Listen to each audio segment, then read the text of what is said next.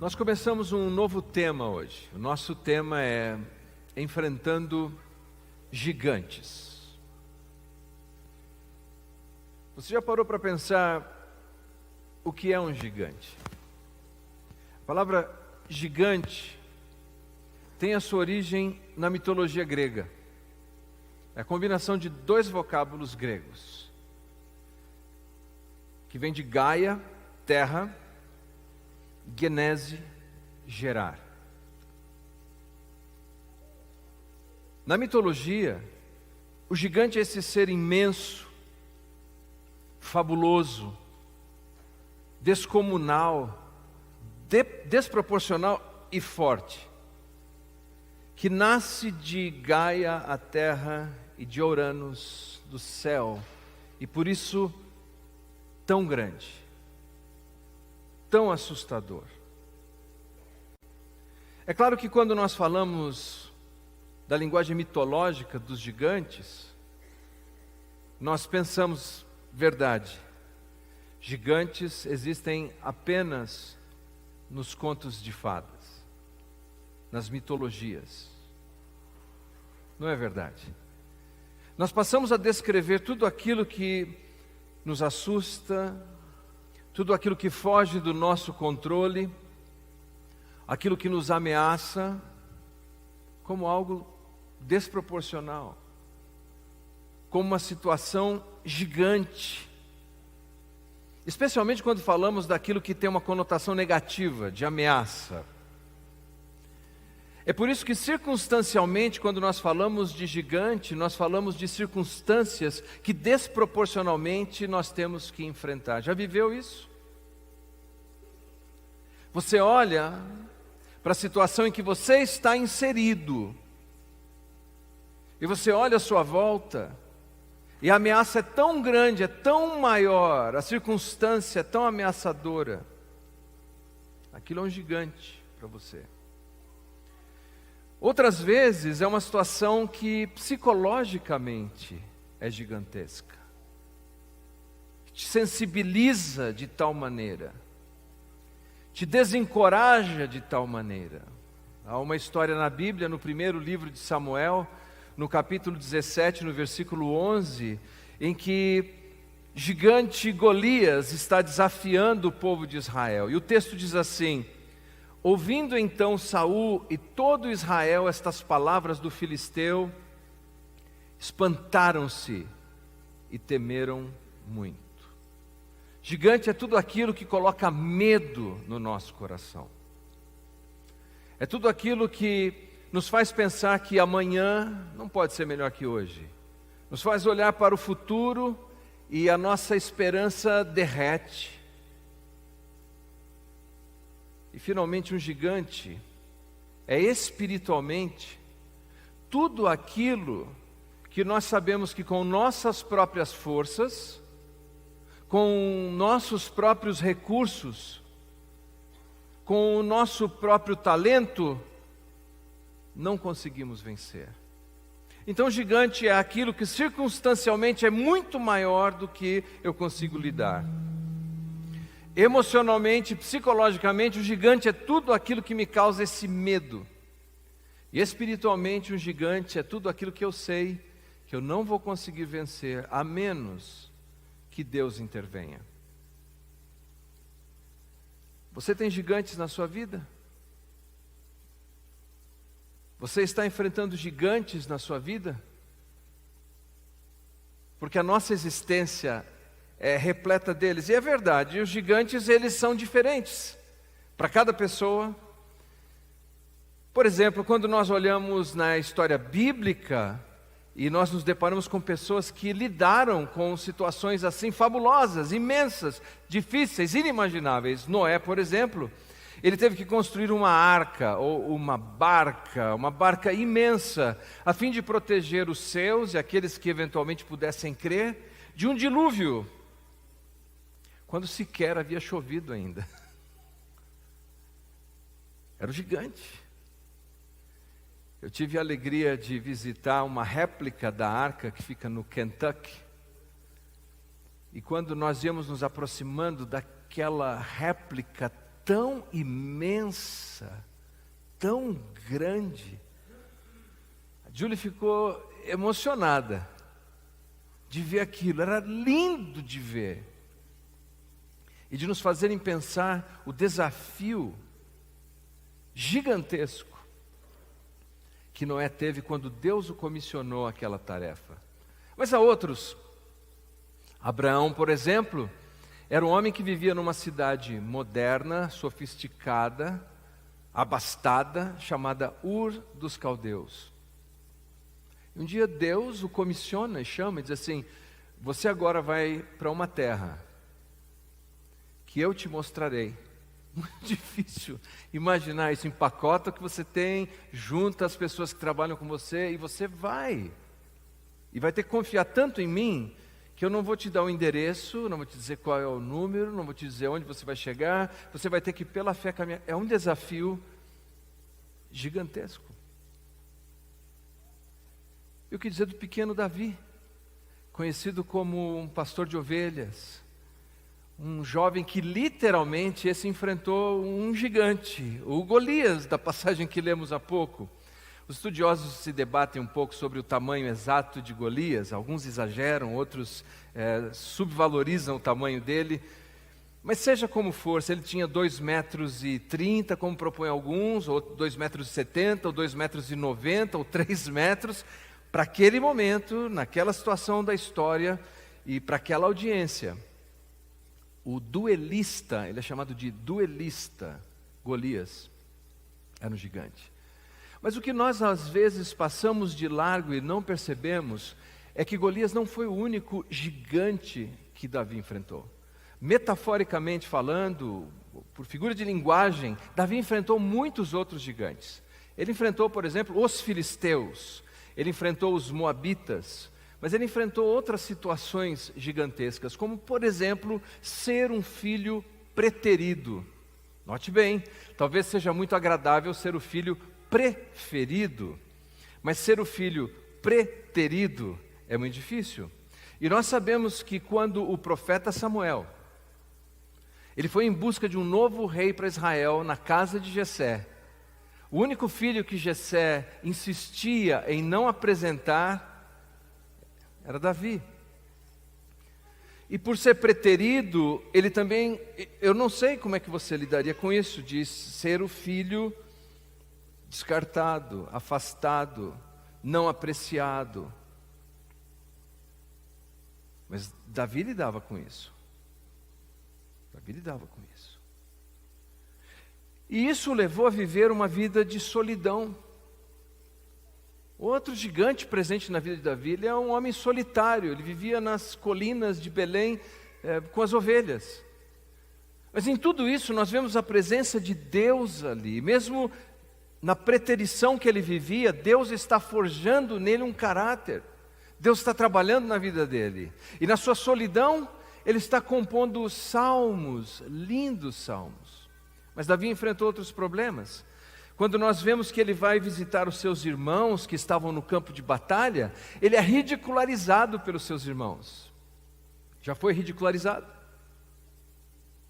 Já sofreu alguma vez com isso? De alguém ridicularizar você? Eu já fui ridicularizado algumas vezes, e ultimamente tem a ver com futebol. Mas eu vou pular essa parte. Eu não sei lidar bem com isso. Além de ser ridicularizado pelos seus irmãos, nós vemos que o próprio duelista Golias degrada publicamente Davi, o pequeno Davi, dizendo: você vem contra mim com pau e pedra, eu sou um cão. O que você é, menino? O Jungle Boy? Você é um caçador de passarinho vindo me enfrentar? Ele foi degradado, publicamente degradado. Triunfou, é verdade, mas pouco tempo depois de um breve momento de ascensão, o homem a quem ele dedicava sua devoção, que era o rei Saul, tomado de ciúmes, passa a persegui-lo. É terrível quando um homem tem ciúmes de outro homem. Saul tinha um ciúme terrível de Davi e passa a persegui-lo.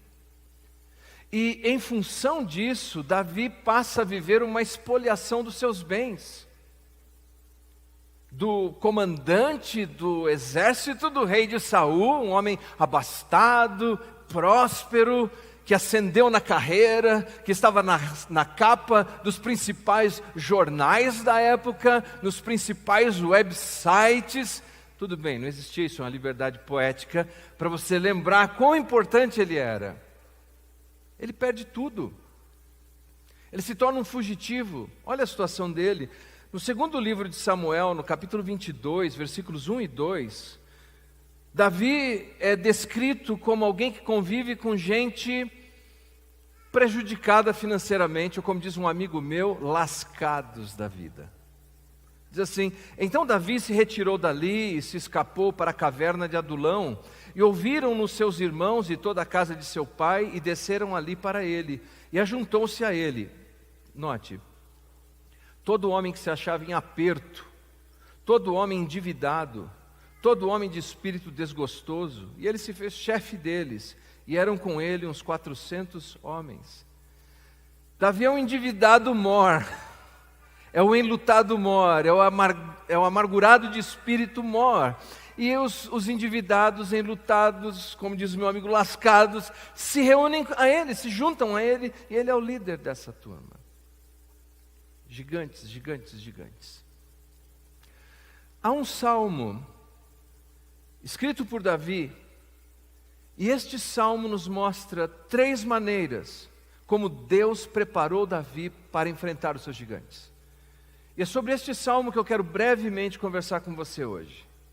Abra sua Bíblia, por favor, no Salmo de número 18. Salmo de número 18. Antes de fazer a leitura, eu quero te passar 2 informações.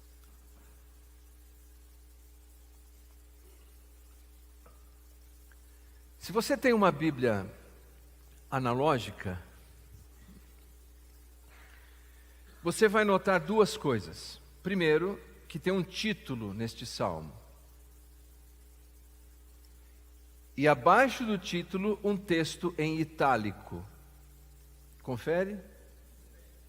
Se você tem uma Bíblia digital, possivelmente não tenha título. Se tem título, a maioria suprimiu o texto em itálico. O título, seja na analógica ou seja na digital, não faz parte do texto inspirado. Por isso os títulos mudam de traduções para traduções. Por exemplo, na minha Bíblia analógica, o título é Vitória e Domínio. Mas é possível que alguém tenha um outro título aqui para o mesmo salmo, porque não faz parte do texto original. Já o texto em itálico faz parte do original, inspirado por Deus, e diz assim: ao mestre de canto, salmo de Davi, servo do Senhor, o qual dirigiu ao Senhor as palavras deste cântico no dia, atenção, no dia em que o Senhor o livrou de todos os seus inimigos e das mãos de Saul. Ele disse, começa o cântico. Este salmo está presente aqui e está presente no segundo livro de Samuel, capítulo 22, versículos de 1 a 51. É o mesmo salmo. O que eu quero dizer com isso é que o primeiro versículo do Salmo 18 deveria ser o texto que está em itálico, e que infelizmente foi omitido de muitas versões eletrônicas. Porque este versículo em itálico, essa introdução em itálico, é que nos ajuda a entender do que se trata este salmo. Este salmo é uma poesia, é uma canção, que Davi entoou no dia, mas a ideia aqui é no dia, que pode ser o seguinte: o dia que ele entendeu, que ele teve plena consciência que o Senhor o livrou. A ideia não é um dia em que Deus livrou de todas essas coisas, porque o Salmo vem mostrando uma sucessão de eventos que ocorreram na vida de Davi. Mas nesse dia, em que ele teve a profunda convicção de que Deus o livrou, ele escreve essa linda poesia. Este como é, está comigo aí, diga amém. Este como é o 4º salmo mais longo da Bíblia. Nós não vamos ler inteiro, nem vamos considerar inteiro. Nós vamos considerar apenas alguns versículos. Salmo 18, a partir do primeiro versículo, a palavra de Deus diz assim: Eu te amarei do coração, ó Senhor, fortaleza minha. O Senhor é o meu rochedo, o meu lugar forte, o meu libertador, o meu Deus, a minha fortaleza em quem confio, o meu escudo, a força da minha salvação, o meu alto refúgio. Invocarei o nome do Senhor, que é digno de louvor, e ficarei livre dos meus inimigos. Cordéis de morte me cercaram, e torrentes de impiedade me assombraram.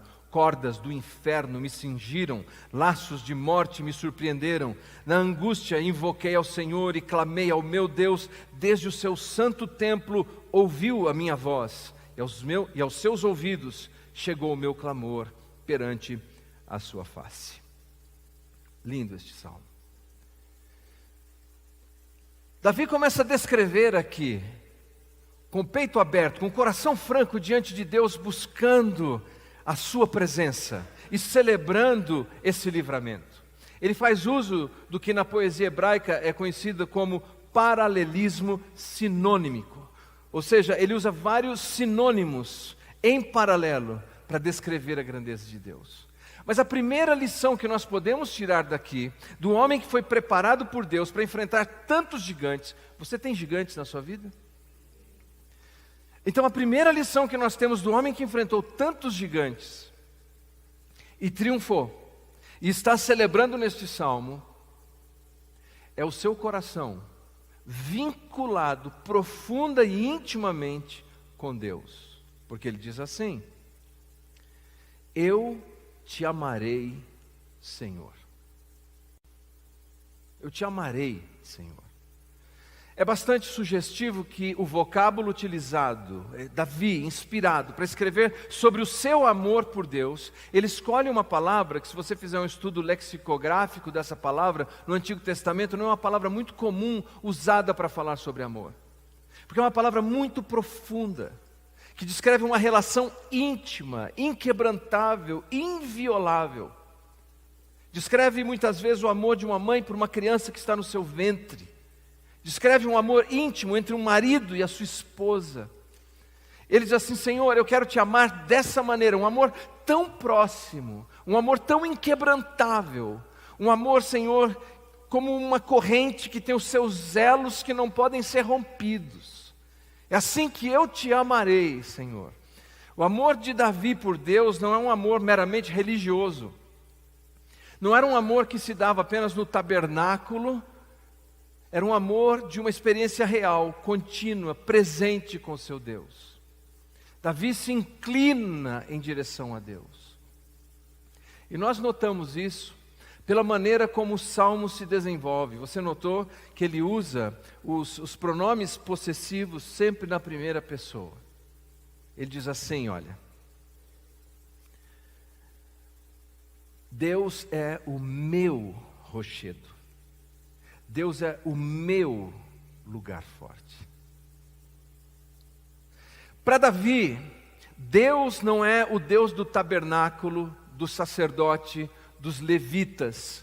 Para Davi, Deus não é nem mesmo o Deus de Moisés, a rocha de Moisés.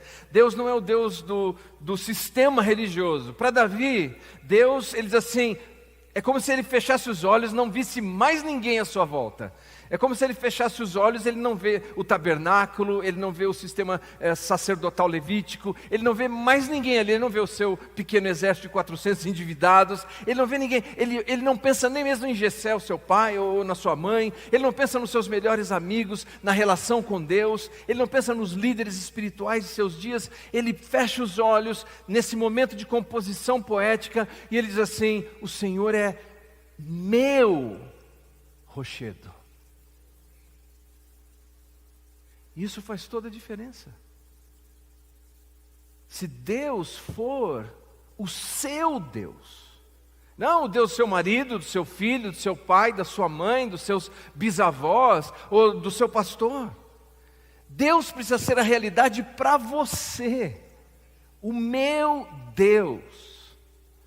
E essa é a introdução que nos leva às três maneiras como Davi, no meio das tensões da vida, no meio dessa batalha, dessas circunstâncias com tantos gigantes, ele olha para esse Deus, ele enxerga o caráter de Deus, que é o seu Deus, e ele se sente ali inabalável. Diante das circunstâncias que mudam tanto, ele está vinculado em amor ao Deus Criador e imutável. Aleluia! Esse é o Deus que nós precisamos conhecer. E aqui as 3 maneiras como Deus preparou Davi. Primeiro, proteção. Ele diz: o Senhor é o meu rochedo. Quando nós lemos rochedo aqui, algumas vezes vem em nossa mente uma pedra não muito grande, mas a palavra hebraica para rochedo é uma montanha. Davi está dizendo: Deus é a minha montanha. A montanha não vai ser abalada. Você pode estar abalado com a situação que você está vivendo, com o problema que você está enfrentando, com as dificuldades que batem à sua porta. Mas o seu Deus, Ele é uma montanha. É uma montanha que te ampara, que te abraça, que te sustenta.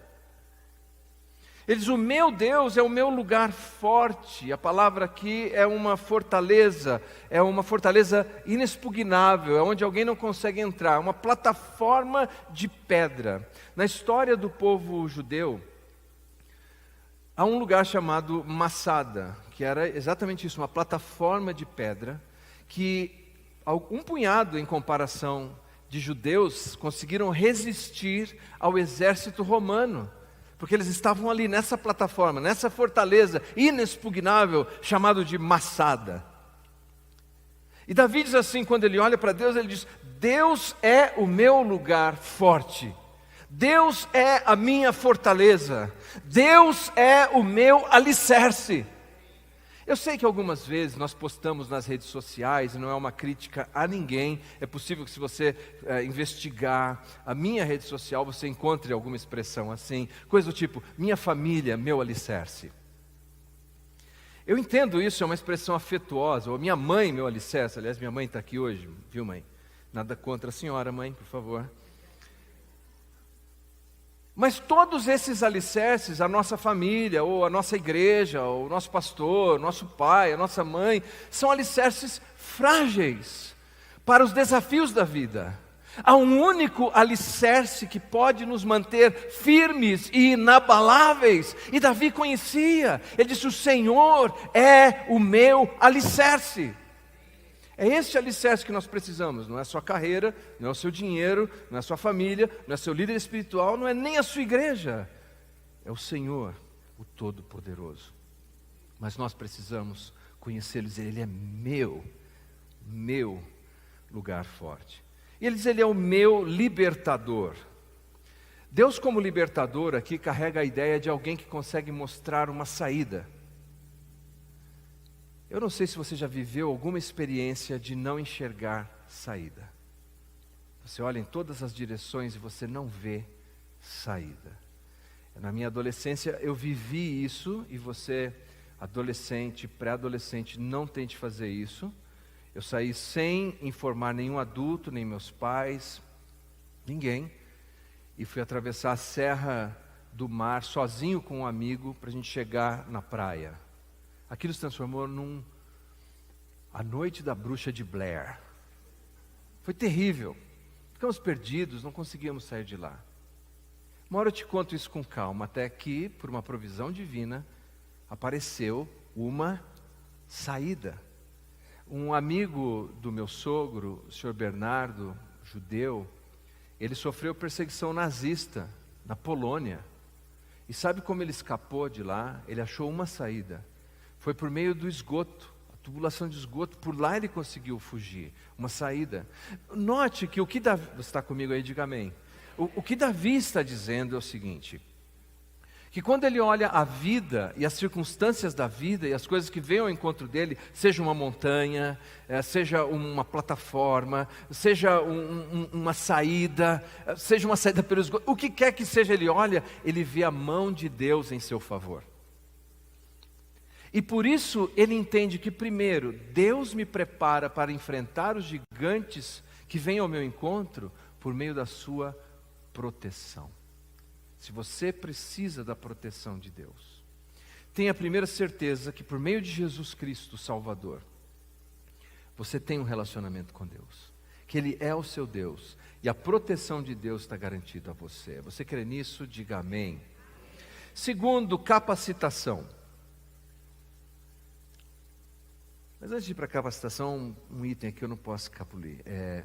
Depois de dizer que Deus é o meu libertador, ele diz: Ele é o meu Deus. O meu Deus. A palavra que ele usa é El, que aparece no livro de Gênesis, em outras passagens da Bíblia. É o Deus criador. Deus cria com uma palavra.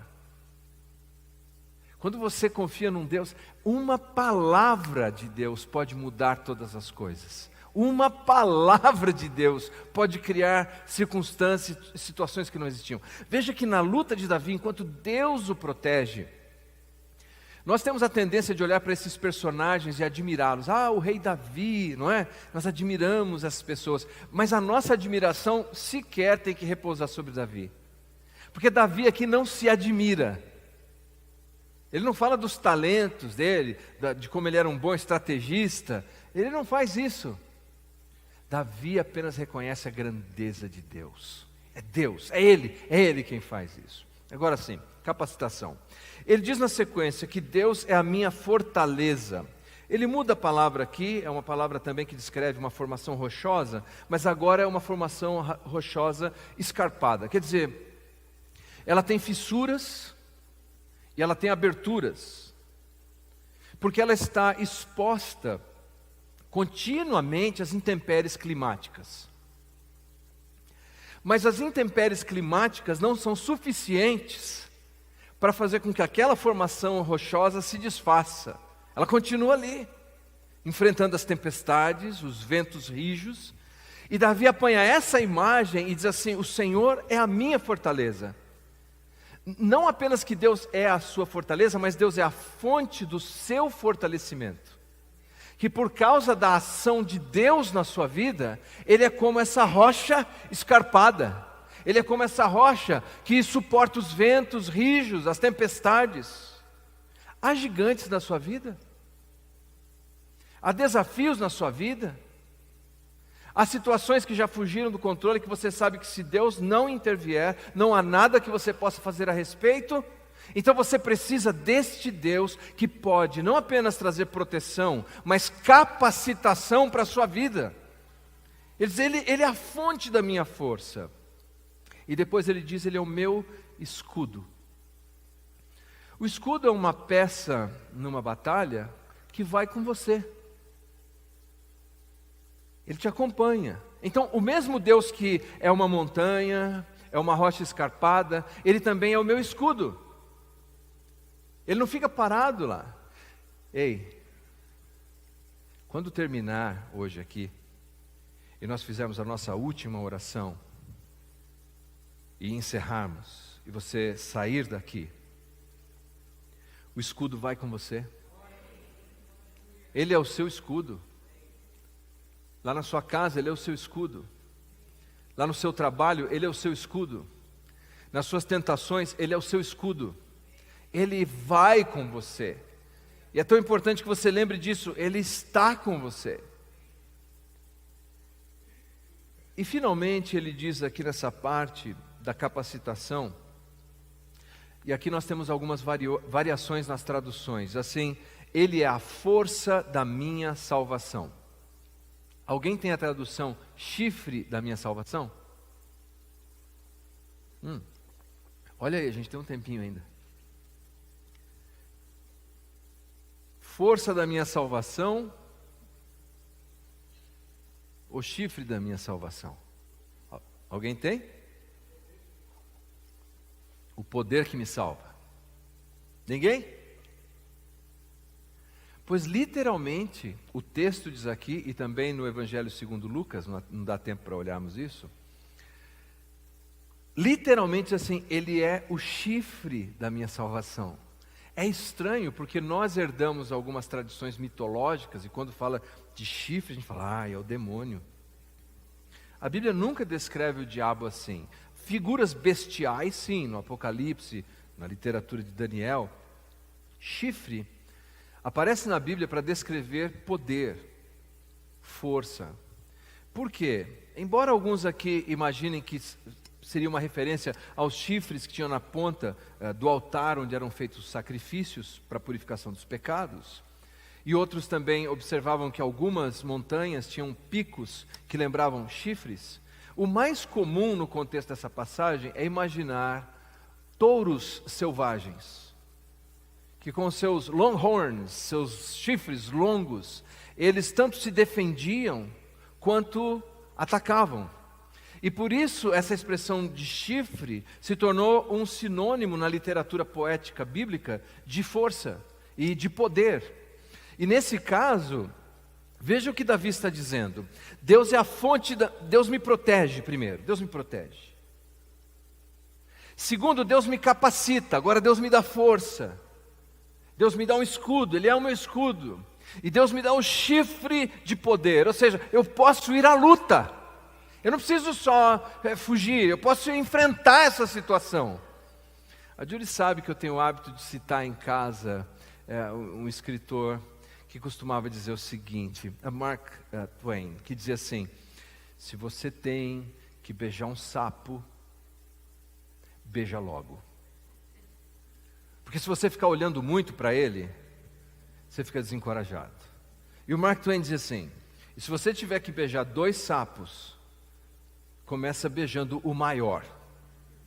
Já começa pelo mais difícil. Bom, Deus nos protege. Sim, Deus nos protege. Deus nos guarda. Mas Deus também nos capacita. E pela força de Deus, se você tem que beijar um sapo, beija logo. E se tem 2, um maior que o outro, começa pelo maior. Porque Deus está com você, te capacitando. E finalmente, diga graças a Deus. Amém, está acabando. Ele diz que Deus é o seu alto refúgio, ou Deus é a sua torre.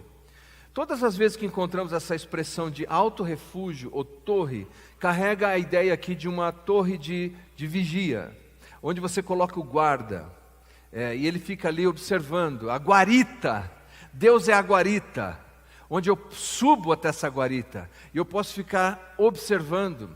Por que se sobe até uma torre de vigia? Por que se sobe até a guarita? Para que você possa observar e discernir se há riscos vindo ao seu caminho. O fato de termos Deus nos protegendo, guardando, o fato de termos Deus nos capacitando, não nos dá o direito de vivermos a vida imprudentemente. Nós temos que buscar a sabedoria divina e procurar observar, se eu continuar nessa rota, onde isso termina? Veja o que diz Provérbios capítulo 27, versículo 12. O prudente vê o mal, essa é a ideia, ele consegue observar de longe. O prudente vê o mal e se esconde, mas os ingênuos, os imprudentes, seguem em frente e sofrem as consequências. Nós precisamos, a ideia é por meio da sabedoria divina, por meio daquilo que Deus revela em sua palavra. Eu não posso olhar só o que é aqui, eu tenho que olhar lá adiante e falar: quais são os riscos lá? Onde é que eu vou me meter se eu continuar nessa jornada? O que vai acontecer se eu continuar por esse caminho? Agora, recentemente, um pastor muito renomado e muito respeitado, chamado Matt Chandler, ele passou pela seguinte situação. Terminado o culto, nessa igreja imensa nos Estados Unidos, uma senhora para ele no hall da igreja e diz: pastor, eu estou preocupada com a maneira como o senhor vem se comunicando com a minha amiga por meio de direct message, Instagram. E ele tomou um choque ao ouvir aquelas palavras. E imediatamente ele apanhou todas as mensagens que ele tinha no direct message do Instagram. Chamou os presbíteros da igreja e a esposa dele e apresentou todas as mensagens ali.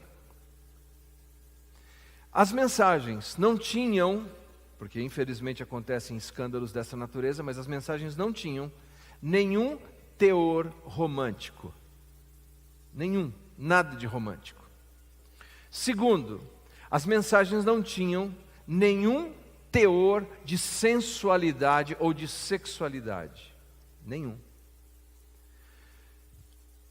Mas o conselho presbiteral, os líderes daquela igreja entenderam que Matt Chandler deveria ser submetido a um processo disciplinar.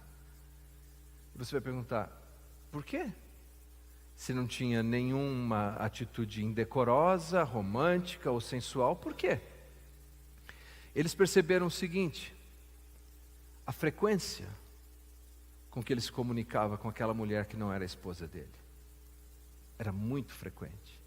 Segundo, a linguagem que era utilizada para se comunicar com aquela mulher que não era a esposa dele, extremamente informal e pessoal. Eles entenderam que o pastor dessa grande igreja, e um homem respeitado, estava sendo ingênuo, imprudente e não enxergando onde aquilo poderia levá-lo. E agora, recentemente, ele, diante da sua comunidade, disse que estava se submetendo a um processo disciplinar e que ele se sentia envergonhado por ter ignorado os riscos que ele estava se submetendo. Veja, a Bíblia não nos diz que nós devemos evitar apenas o mal. Você me ouviu bem? A Bíblia não diz que eu e você devemos evitar apenas o mal.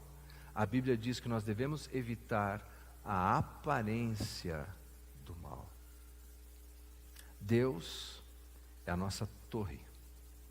Nós devemos subir sobre essa torre e, com a graça de Deus, enxergarmos.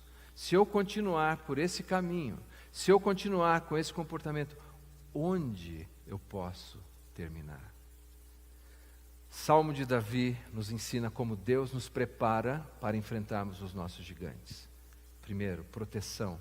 Segundo, capacitação. E terceiro, Deus nos dá a oportunidade de termos direção, de seguirmos o seu caminho, para não incorrermos nos erros e nos riscos que são destruidores. Eu gosto dessa citação de Friedrich Novalis, que foi um novelista, poeta e um cristão um tanto místico, eu diria. Mas ele diz assim: quando vemos um gigante, temos primeiro de examinar a posição do sol e observar para termos certeza de que não é a sombra de um pigmeu.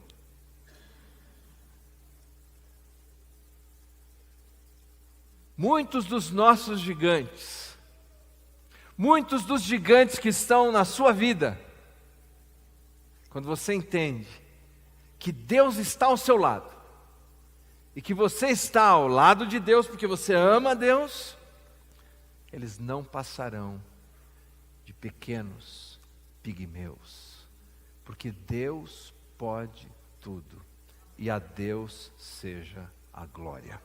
Amém. Vamos nos colocar em pé.